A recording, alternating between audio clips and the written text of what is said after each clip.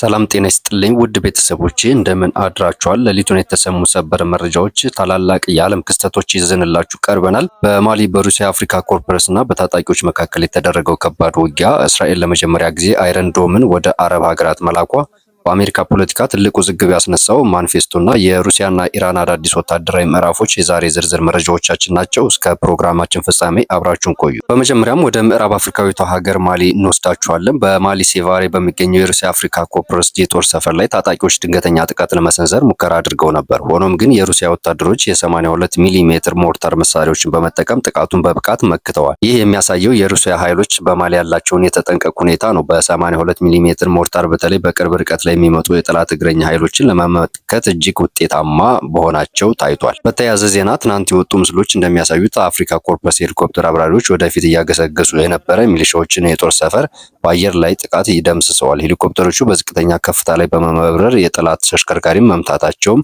ወደ ምድር ላለው ጦር ትልቅ እፎይታ ሰጥቷል። ወደ መካከለኛው ምስራቅ ስንሻገር አክሲዮስ የተባለው የዜና ምንጭ እጅግ አስገራሚ መረጃ ይፋ አድርጓል። እስራኤል ካላት የአየር መከላከያ ስርዓቶች ሁሉ ምርጡ የሆነውና አይረን ዶም ወደ ተባበሩት አረብ ኤምሬትስ መላኳ ተሰምቷል። ይህ የሆነው ከኢራን ጋር ጦርነት በተቀሰቀሰ ወቅት ኤምሬትስ ከሚሳኤል ጥቃት ለመጠበቅ ነው የሚባል መረጃ ወጥቷል። ይህ ክስተት ታዲያ ታሪካዊ ነው፣ ምክንያቱም እስራኤል ይህንን ቴክኖሎጂ ከአሜሪካ ውጭ ለሌላ ሀገር ስትልክ የመጀመሪያዋ ነው። ይህም በሁለቱ ሀገራት መካከል ያለውን ወታደራዊ ትብብር ወደ አዲስ ደረጃ አሻግሮታል። አሜሪካ በአሁኑ ሰዓት በኮል ቶማስ አለን ማኒፌስቶ ምክንያት በከፍተኛ ውዝግብ ውስጥ ትገኛለች። የአሜሪካው ሚዲያዎች ይህን ጽሑፍ ይፋ ካደረጉ በኋላ ፕሬዚዳንት ዶናልድ ትራምፕ አስተያየታቸውን ሰጥተዋል።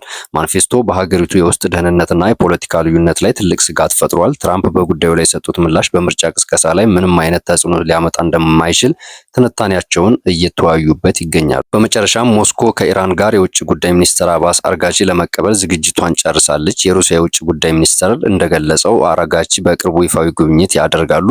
የሁለቱ ሀገራት ግንኙነት ከንግግር አልፎ ወደ ስልታዊ ወታደራዊ አጋርነት ተቀይሯል። በምዕራባዊ ማዕቀብ ውስጥ ያሉት እነዚህ ሁለት ሀገራት አዲስ ሁለንተናዊ ስምምነት ይፈርማሉ ተብሎ ይጠበቃል።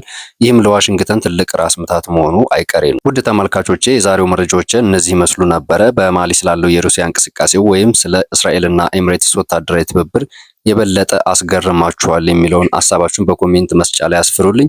ቪዲዮውን ከወደዳችሁት ላይክ በማድረግ እንዲሁም ሌሎች ጋር እንዲደርስ ሼር ማድረጋችሁ እንዳትረሱ። ለቻናላችን አዲስ የሆናችሁ ደግሞ ሰብስክራይብ በማድረግ ቤተሰብ ሁኑ።